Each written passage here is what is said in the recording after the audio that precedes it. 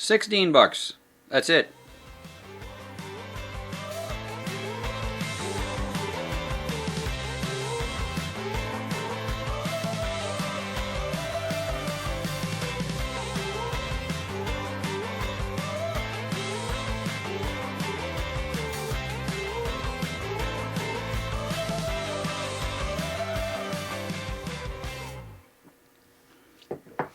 That's really strange. When I drink out of my mug, the coloring on the video changes.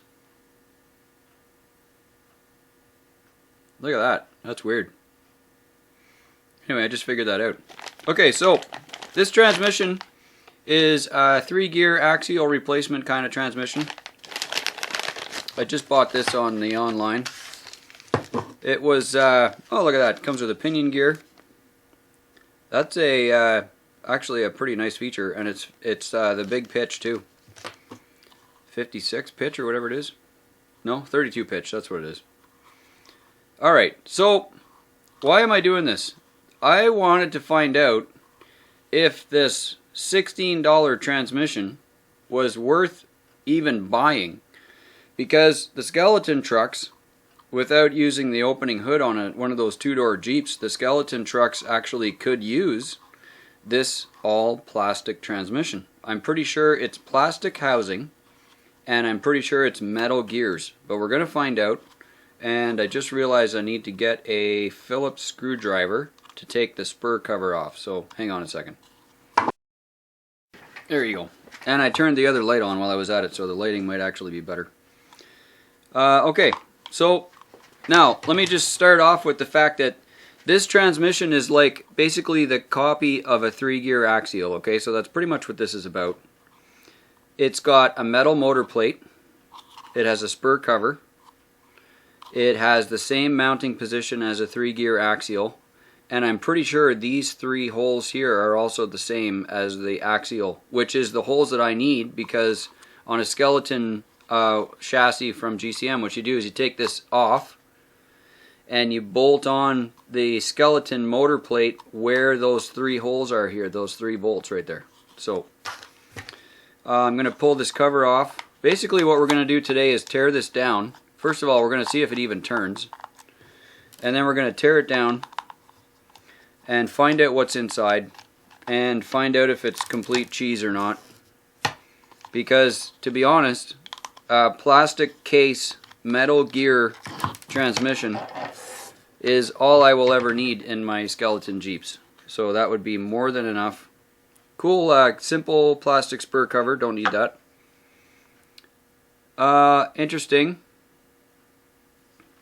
So spur gear,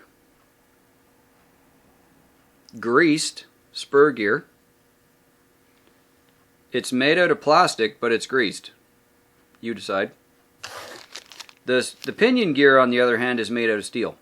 So there's a nice steel pinion gear with extra set screws, extra screws for the bottom.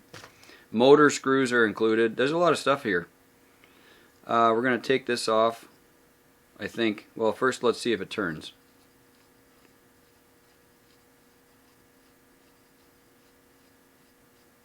It's not horrible.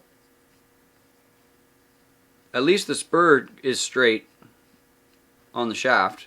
That's nice. The grease isn't, but who cares about the grease? Yes, it does turn. Yes, I can turn it from both sides. No, it's not chunky. It's actually not horrible. Okay, let's get this spur nut off here. It does have an actual spur gear, so that's kind of cool. It's a twin plate slipper clutch.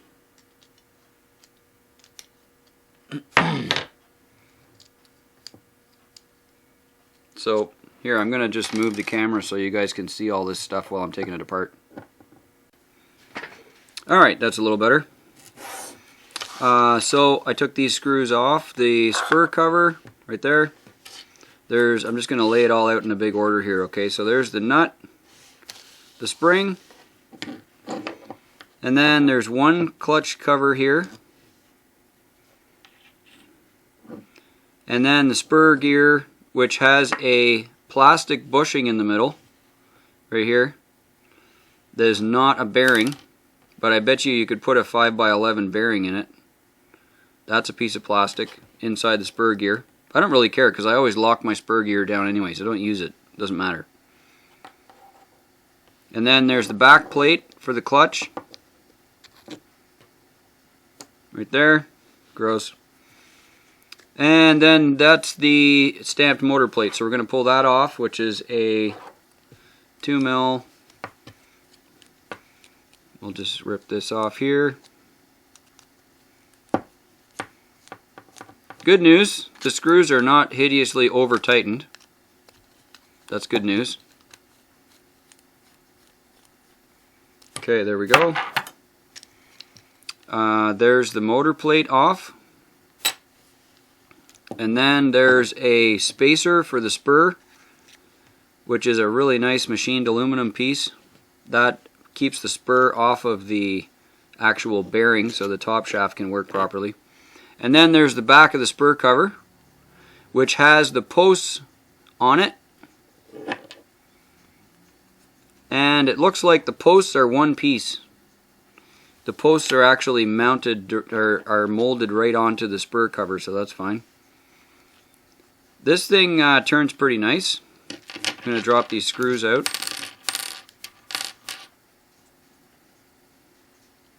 I notice there's ball bearings everywhere, so that's also a good sign.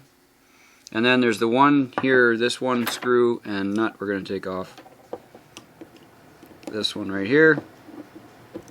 Whoops. Get in there.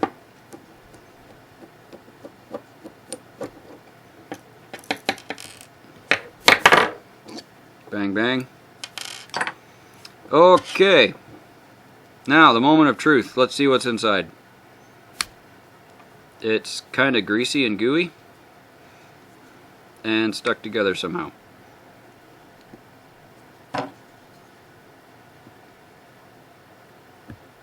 There we go.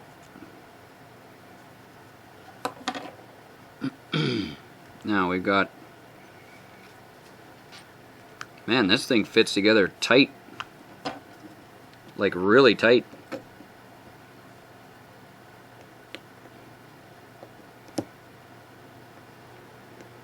Man, wow, that is a really nice fitting case, let me just say that. Really nice fitting.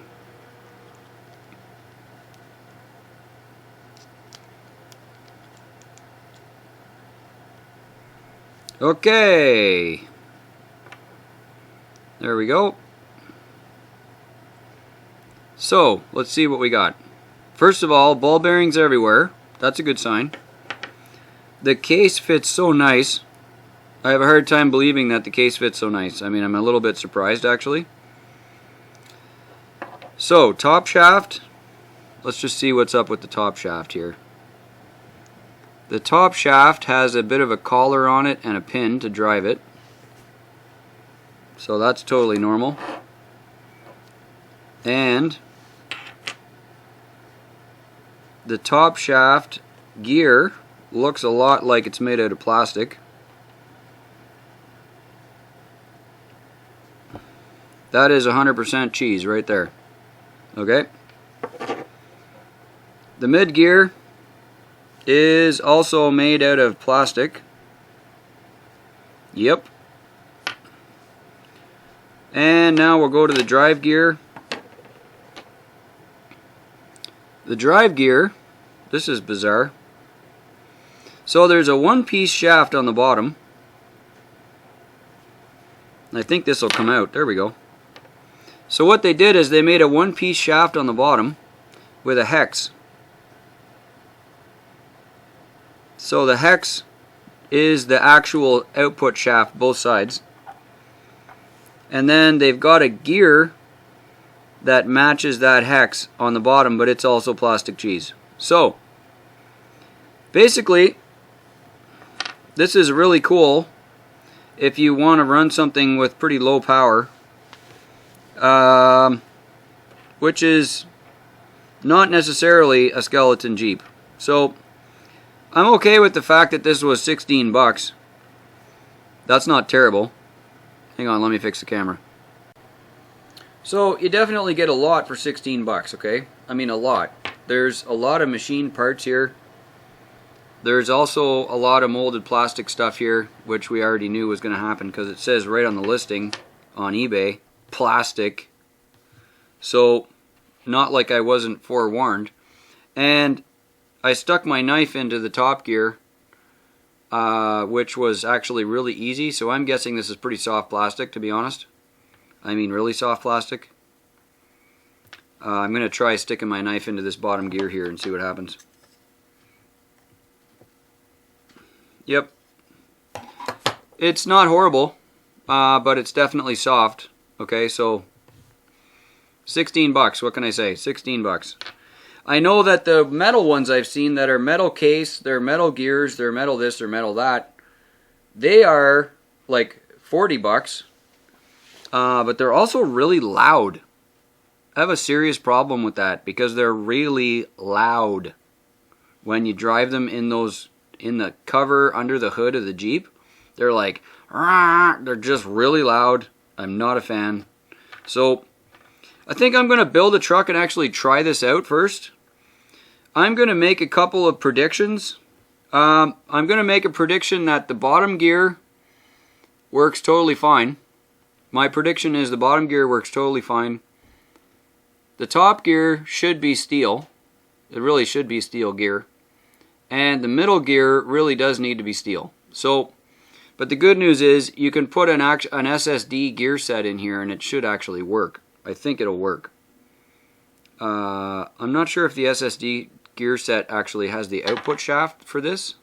I do need to do a little research and find that out. It might be the other style that has the screws. I'm not sure. But I used to change, this used to be steel from axial. This gear was always steel from axial, the top one. The middle gear and the bottom gear were always plastic from axial, which is fine. And the middle gear would usually shear off sometime fairly quickly. I mean, you can imagine that the amount of gear contact here is a lot less than here. So what happens is the top gear was metal and it would shear off the gears, the teeth off the middle gear. And you could put the 1541 Robinson Racing aluminum gear in there, hardened steel gear in there, and it was fixed forever. This one could stay plastic. I never did break one of these stock axial bottom plastic gears, and the stock axial plastic transmission had a steel top gear in the first place. So this is probably going to fail in short order because it's plastic. Yet to be seen. Anyway, it was worth the teardown. It was worth the 16 bucks. If I have the gear set for if I happen to have a spare one of these that's steel and this one is steel, I'm going to change those right away in this transmission before I even put this back together. I'm going to switch out the axial top gear and the Robinson Racing middle gear. And then I'm going to put it back together and I bet you it will last forever. And I will put it in a skeleton Jeep and try it. And if it's quiet, we totally win. Because the all-metal ones are way too loud for me, which is why I bought this $16 plastic one to try it out. I really like the case half, okay? The case half is so precise, it's ridiculous how tight the case half is. I had to pry it apart with my knife, okay? This is a really well-made case. I approve of that. The spur gear looks fine. It has a metal pinion gear. That's gonna run really quiet. Very good. As for the rest, yet to be seen. So thanks for watching. I'm going to get this assembled. I'm going to get it put back together, assembled with metal stuff in it, like I said. And then I'll put it in a Jeep, and then I'll try it and see if it's loud. And if it's not terrible, I will give you an update so that you can find out if this is worthwhile for you. Because if it is, if I can change these two top ones for metal, spend an extra few bucks, and then have a nice quiet transmission, to me that matters more than having to do the work and the cheap price. So I'm going to check it out. I'll let you know. We'll see you later. Thanks for watching.